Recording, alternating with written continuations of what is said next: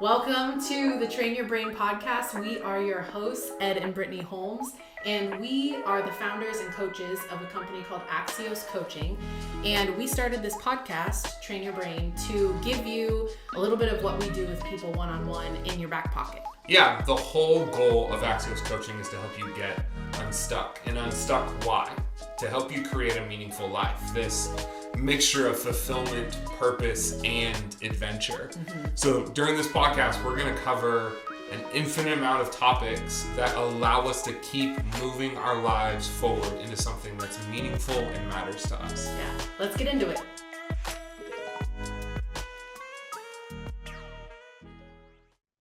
Okay, today on the podcast, we are talking about a topic that is something I can't think of a single kid growing up who did not hate this thing that we're talking about today.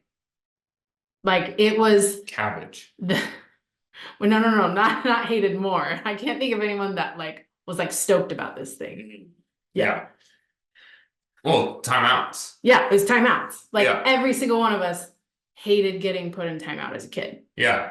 I remember, so I grew up in a house where I was spanked, right? And then timeouts started getting mixed in. Mm-hmm. And interestingly, it was easier to get spanked because it was over. Yeah. The worst was the timeout that led into. Oh, and you're waiting. You're just waiting. Oh. Because the timeout stunk, especially during summer, or even when we got our first video game system, when we had an N64, I could hear my brother playing and I'm sitting in the room. Right. You're just sitting there hating life, forced to not do anything. Well, and I'm stubborn. Very stubborn. Really? Yeah, who knew? So then I would literally just lay there and do nothing. Just stare at the ceiling. And just stare at the ceiling and seethe. Because it was I'll show you what happens when you put me in time. I don't know what I was trying to prove. I was the only one losing. Yeah, literally. Yeah. It's not like your parents were feeling the energy emanating from your bedroom. But in my mind, it was pulsating, radar beams. They're going to feel so bad that they put me in timeout. Yeah, exactly. They didn't care. They didn't care. No. So really, our goal today, we're not just talking about putting yourself in the corner. Nobody puts baby in the corner. And our goal today is to convince you that timeouts for grown-ups, for adults, they're actually a gift. It's actually a gift. Yeah. So let's get into it a bit. So let's talk about what is how can we reframe this idea of timeouts from being this thing that feels like a punishment, feels like you're missing out on the stuff that's happening that everyone else is doing around you when you take time out or time off. Yeah. So timeouts is the idea of the wordplay here is we're literally pulling ourselves out or off of the hamster wheel. Yes. So this never-ending cycle of doing and meetings and emails and phone calls or tasks around the house or things that there's always another thing to do. And their list never ends. You think the list is going to end and then you add new things to the list. Well, and we're going to talk about this often, but the hamster wheel says if you run a little bit faster for a little bit longer, then you can finally get off. And that's not how it works. No, every single time, if you stay on the hamster wheel too long, you get flung off. Yeah. So a timeout is when I feel myself get into that frenzied state. Mm-hmm. We describe it very briefly as chest tightened, shoulders raised, brain goes crazy. Yeah. When I find myself going into a stress response, when I'm overwhelmed with doing, then it's time for a timeout. Mm-hmm. And I'm literally taking time to step out of my life. Right. And it becomes the greatest gift that we can give ourselves. Right. Yeah. Because we're then reconnecting to the things that actually matter versus just being caught in this anxious, frenzied energy of doing and doing and doing and doing. Yeah, it's time to be. Right. To remember that I'm alive. Yeah, I'm a human being I'm a first. human being. Remember, I'm not a machine tasked with doing. Right. I'm a human being, and I'm going to explore and enjoy the richness of life. We talked about play last week. We talked about play last week. Where the goal or aim is amusement, enjoyment, and fun. Right. Right? Time out and be. Yeah. Remember whenever you're alive, enjoy the richness of life. Right. So benefits really reduce stress, obviously, because you're pulling yourself off a hamster wheel, right? Which is where that anxiety comes from. I've got to keep going. I don't have enough time. And I want to quantify that. It's only reduced stress when my relationship to the timeout is not out of obligation. And often, right. Otherwise, I'm in stress about the timeout. Of taking the timeout. Right. So that was true for me. Yeah. So when I first started implementing this. We often have to, as a decision of the will, start implementing timeouts for a while and get over the hump of how we relate to them. Right. Before we start feeling the benefit. Right. 100%. This is going to be, we've talked about the process of growth before. So it truly starts with the decision of the will. Like, I'm deciding to do this because I believe in the benefits of it. Then after a while, the mind starts to comprehend like why it's beneficial. And then we start to feel the effects. Yeah. And then it doesn't happen all at once. It also brings improved focus and concentration. Right. So we talk about focus and concentration like a spotlight or a floodlight. Another version of that is a sponge, right? So my focus is only so saturated, and I can squeeze the sponge. Like, we work with people on this often. When they hire us as a coach, they want another time management tool or a hack, and we tell them, no, you don't need more time management tools. They're like, teach me how to do more, and we're like, we're going to help you do less. Or be efficient and effective in the doing you're currently doing. Yeah, exactly. Right? Like, we're going to teach you how to keep your sponge wet. Yeah. So you have something as you're implementing these time management tools to actually squeeze. Well, yeah, because by doing less, we actually equip ourselves to be more efficient, and we end up doing more. Yes. Like, we end up producing more, which is so anti to what our brain tells us. Yeah. So timeouts improve our focus and concentration and increases our self-awareness. Yeah. I mean, I know this is a huge one for me, because taking breaks throughout my workday, especially, has been a muscle I've had to really, really work on. Does not come naturally. And so I know now I can recognize there's just certain behaviors I fall into where I'm really tunneled in the projects I have, like my to-do list for the day.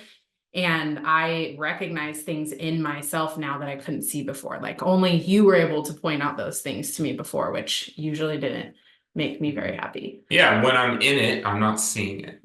Right. And our goal is to get to where we're working on our life, working on our job, working on our relationship instead of being in it. Right. Right. Like, and I know I'm in it when chest tightens, shoulders rise, brain goes crazy. Yeah. Like, now I'm stuck in the doing of the thing instead of being with the thing. Right. Right. Well, and then this last benefit really is creativity and problem solving. Yeah. Because when we're tunnel visioned, again, I'll bring it back to me, when I am fixated on all the things I have to get done for the day, a lot of the projects that I have for clients are creative in nature. And so I'm always amazed every time that I really put this into practice, how much more efficient and creative I am in producing the things for those clients, because I'm actually giving myself that space mentally to actually flow and not just hammer.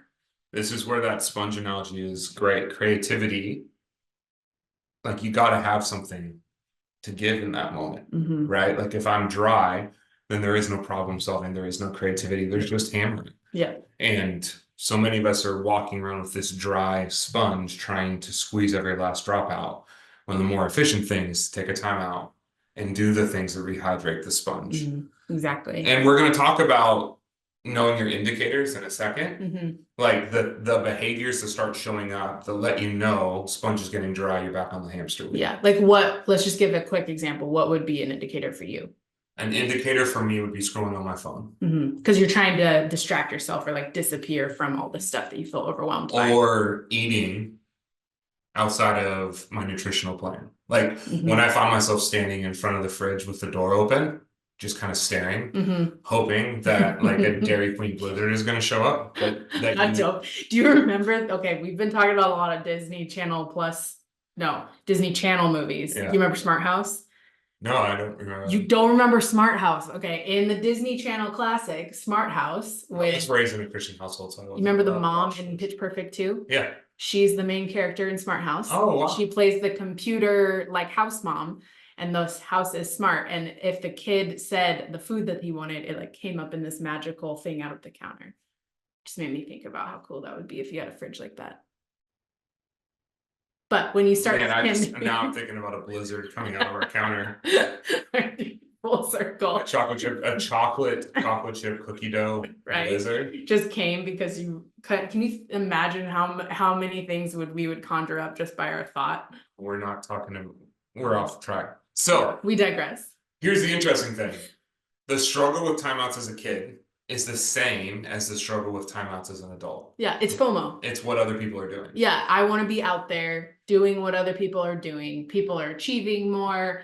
They are getting more accolades. They are, making all this progress. And I'm over here trying to make sure I take breaks. Well, so the interesting thing is like, I believe it's FOMO as a kid. And for a certain individual, it's FOMO. It's so interesting. Like, I think we use both, right? So as a kid, it's 100%. I could be playing right now and I'm not. Yeah. As an adult, it's either, but even the fear of like other people succeeding while I'm taking breaks is driven by being seen as lazy or unproductive. Yeah, totally. Right? So it's, what would people think if they knew I was taking an extra 15-minute break to get my head right and go for a walk right now? Right. Right? Like, what would people think? Would they call me lazy? And we're on this crusade, like, haven't found a better way to say it yet, but in essence, to get people off the hamster wheel. This grind yourself into moon dust like approach to life, which, please don't hear what we're not saying. We're not saying don't work hard.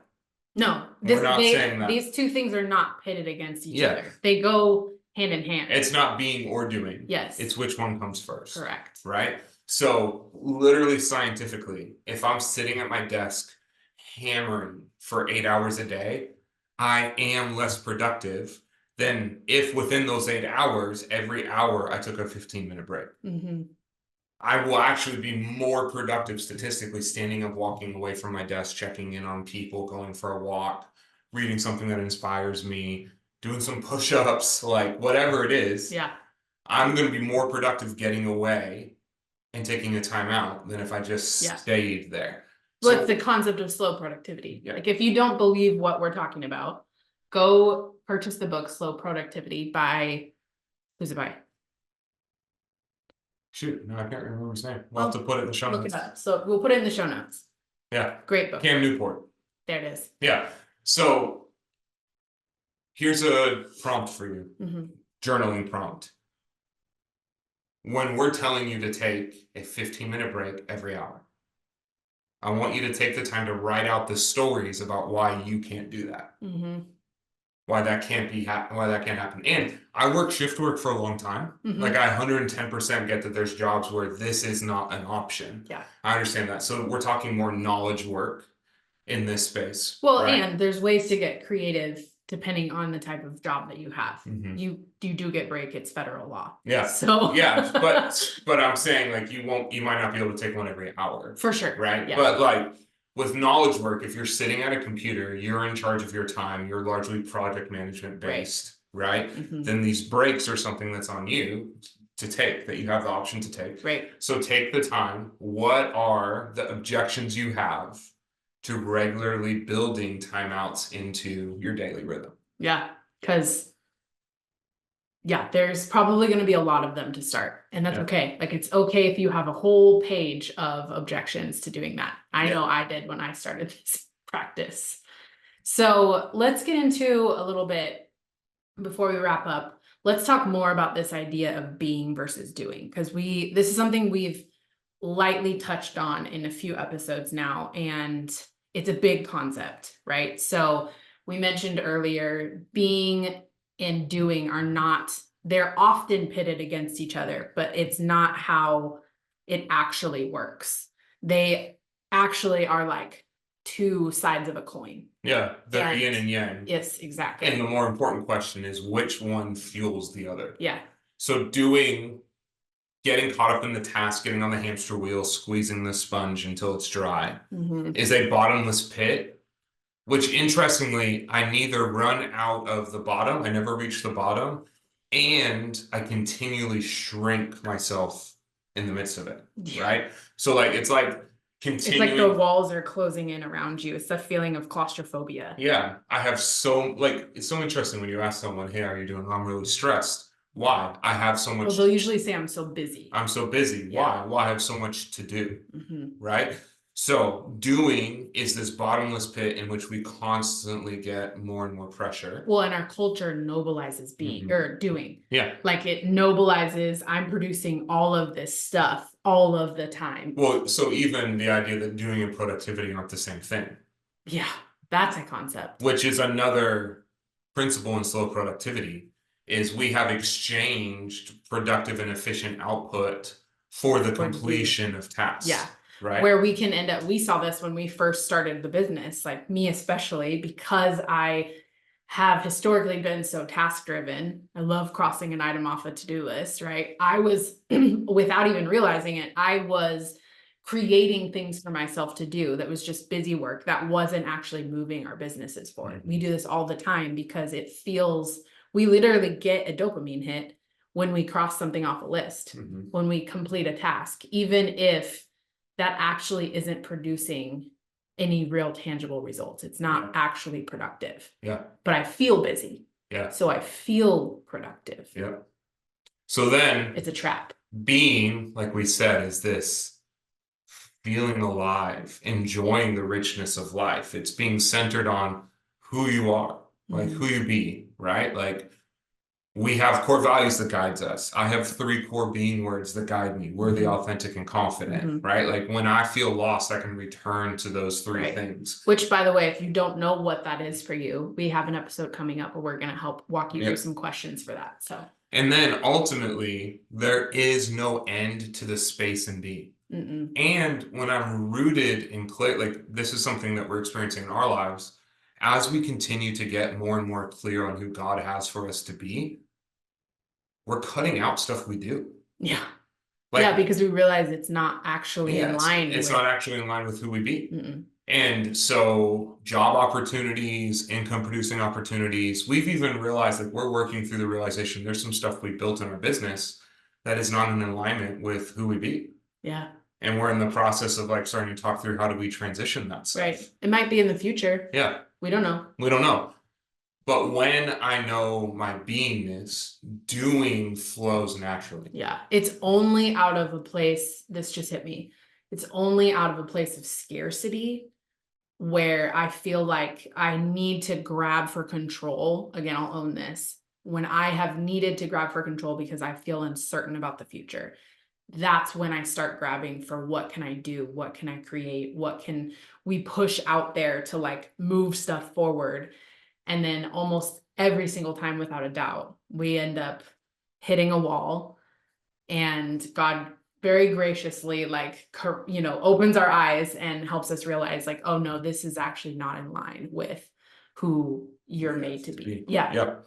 So we're going to talk about the whole identifying your being thing is something that we could spend a year talking about. Yeah. So we're going to start like we'll be seeding that in a lot of different contexts. Yeah. A couple things that are effective timeouts. Yeah. Anything that falls under the category of move, breathe, connect, or journal. And all of these things will not feel productive in any way. And giving that a warning. That's how you can know, okay, this is something that's actually tuning me into my being. And I'm going to seed this. So that's the 1.0 of a timeout. Yeah. Because moving, breathing, connecting, and journaling at least feels somewhat productive. We can conceptualize that. Things, so the 2.0, which is a curriculum we're working on writing right now, the 2.0 is play, awe, like volunteering, generosity, like that feel absolutely anti-productive. Right. That we're actually like giving more of ourselves versus like it's a mind trip. It's a complete mind trip. Yeah. I also think we're way over time. So it's a good topic though. Rehash of positive impact. Yes. Is taking time out will actually improve your focus, your productivity, your creative problem solving skills, and decrease your overall stress levels. Yeah. Yeah. And improved well-being. Like this is something we have seen so clearly in our life, even just as we've like buckled is the wrong word. We've implemented this at a deeper level over the last couple of months. And the difference, I know I spoke to this earlier, but seriously, the difference in the experience we have of one another throughout the day and our well-being and how we're showing up, and not just for each other, but for our clients and for anyone that we're in front of, is tangibly different. And here's the way we know, because we said we were talking about indicators real quick, which is a whole nother specific topic we could talk about. So when behaviors that hold me back from reaching my goals start showing up, like we have this list: eating, drinking, smoking, scrolling, binging of any kind, purchasing. When those start showing up, we all have behaviors that show up. When those start showing up, I'm due for a timeout. Yep. So the more efficient thing is to not wait for those behaviors to show up. It's to build timeouts throughout the day so those behaviors don't show up. Right. Well, and some other indicators, probably like getting short, right? Like avoiding conversations. Isolation. Yeah, isolation is a huge indicator, because that's an indicator that you're tunneled on Overwork. the list that you have to get done. Yeah. Overwork. Yeah. Absolutely. Honestly, if you're not sure, if you're like, I don't know what my indicators are, I don't know when I really need to start taking a break, ask your coworkers or ask your spouse. Yeah. Because your family member, like they undoubtedly will be able to tell you, well, you start to get funky when this happens, or we start not seeing you at dinner on time on these days, right? And then that can give you some information to go off of. So timeouts are not punishments, but essential for our well-being as adults, right? And these breaks will enhance productivity and reduce stress. And they can be short, 5 to 10 minutes. Yeah, we're talking even breath work. Yeah. Like there's women I coach right now where they're stay-at-home moms, and sometimes what they have is like a 2-minute bathroom break where they lock themselves in there and they do some deep breathing for 2 minutes. Even that is beneficial. So recap of the journal prompts. Write down your objections to this. What's the story you have about why this wouldn't work for you or why you can't do it? Right. Right? Ask the question, what are my indicators? When are signs that I could use a timeout? And then third, keep a log. When you take a timeout, what did you do? And then rate your overall stress level coming out of the timeout. And it'll begin to prove to you timeouts work. Yeah. And if you're listening to this and you're like, I can't even conceptualize doing those journal prompts, just take a breathing break. Seriously, like if you start with breathing for 2 or 3 minutes above anything else, like after you finish a call, right? Like any of those things, that will go a long way and create a pathway for you to incorporate more of this. Yeah. So, all right, that's it for today.